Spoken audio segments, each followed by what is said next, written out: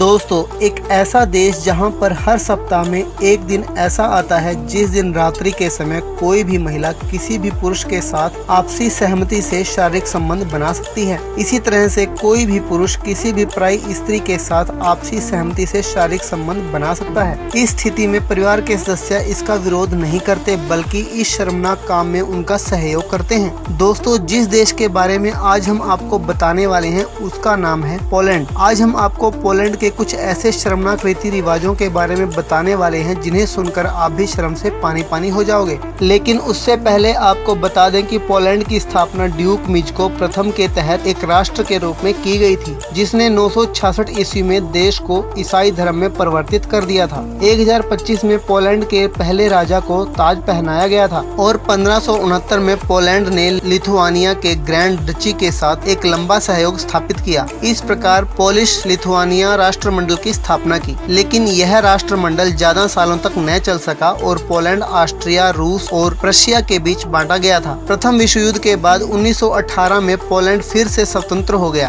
द्वितीय विश्व युद्ध 1939 में शुरू हुआ जब नाजी जर्मनी और सोवियत संघ ने पोलैंड पर हमला किया। पोलिश यहूदियों समेत द्वितीय विश्व युद्ध के दौरान 6 मिलियन से अधिक पोलिश नागरिक मारे गए थे। युद्ध के बाद पोलैंड पूर्वी ब्लॉक में एक कम्युनिस्ट गणराज्य के रूप में उभरा। 1989 में कम्युनिस्ट शासन गिर गया और पोलैंड एक नए राष्ट्र के रूप में उभरा, जिसे संवैधानिक रूप से तीसरा पोलिश गणराज्य कहा जाता है। दोस्तों, पोलैंड में एक गांव ऐसा है जहां पर हर सप्ताह में एक दिन ऐसा आता है जिस दिन रात्रि के समय कोई भी महिला किसी भी पुरुष के साथ अपनी सहमति से शारीरिक संबंध बनाती है। इसी तरह से कोई भी पुरुष किसी भी पराई स्त्री के साथ आपसी सहमति से शारीरिक संबंध बना सकता है। इस स्थिति में परिवार के सदस्य उसका विरोध नहीं करते बल्कि इस शर्मनाक काम में उनका सहयोग करते हैं। दोस्तों, जैसा कि सप्ताह में एक दिन ऐसा आता है जिस दिन सभी छुट्टी रखते हैं, ऐसे ही इस गांव में सप्ताह में एक दिन ऐसा आता है जिस दिन रात्रि के समय इस गांव के सभी जवान, स्त्री और पुरुष शारीरिक संबंध बनाने के लिए स्वतंत्र हो जाते हैं। लेकिन इसमें महिला और पुरुष दोनों की आपसी सहमति होना बहुत जरूरी होती है। कहा जाता है कि इस गाँव के सभी स्त्री और पुरुष शारीरिक संबंधों के देवता और देवी की उपासना करते हैं और रात्रि में आपसी सहमति से शारीरिक संबंध बनाते हैं। इस दिन की प्रतीक्षा यहाँ के सभी जवान, स्त्री और पुरुष बड़ी ही बेसब्री से करते हैं और रात्रि के समय अपने शरीर में प्रज्वलित होने वाली हवस की ज्वाला को जी भरकर शांत करते हैं। यह कार्यक्रम रात में लगभग 10 बजे से शुरू हो जाता है और सुबह 4 बजे तक चलता रहता है। दोस्तों, इस दिन यहाँ के सभी जवान, कुंवारे, रंडवे और जार टाइप लोग अपने शरीर की प्यास जी भरकर बुझाते हैं और ऐसे ही यहाँ की जवान, विधवा, कुंवारी, वैश्य टाइप स्त्रियां भी अपने शरीर की प्यास बुझाती हैं। दोस्तों, ये कार्यक्रम सप्ताह में केवल एक ही दिन होता है। बाकी के दिनों में यहाँ पर समाज के नियमों और मर्यादा में रहना पड़ता है। कहा जाता है कि जिस रात्रि को ये शारीरिक संबंधों का कार्यक्रम चलता है, उस रात्रि में शारीरिक संबंधों के देवता कामदेव और देवी रति एक साथ मिलकर यहाँ के लोगों पर कामाग्नि के बाण चलाते हैं, जिसके कारण यहाँ के सभी महिला और पुरुष हवस की ज्वाला में झुलसने लगते हैं, जिसके कारण ये सब होता है। पोलैंड में पोलिश एकमात्र आधिकारिक और प्रमुख बोली जाने वाली भाषा है, लेकिन इसका इस्तेमाल दुनिया भर में पोलिश अल्पसंख्यकों द्वारा अन्य देशों में भी किया जाता है और साथ ही यूरोपीय संघ की आधिकारिक भाषाओं में से एक है। पोलिश लिथुआनिया में एक दूसरी भाषा भी है जहाँ इसे स्कूलों और विश्वविद्यालयों में पढ़ाया जाता है।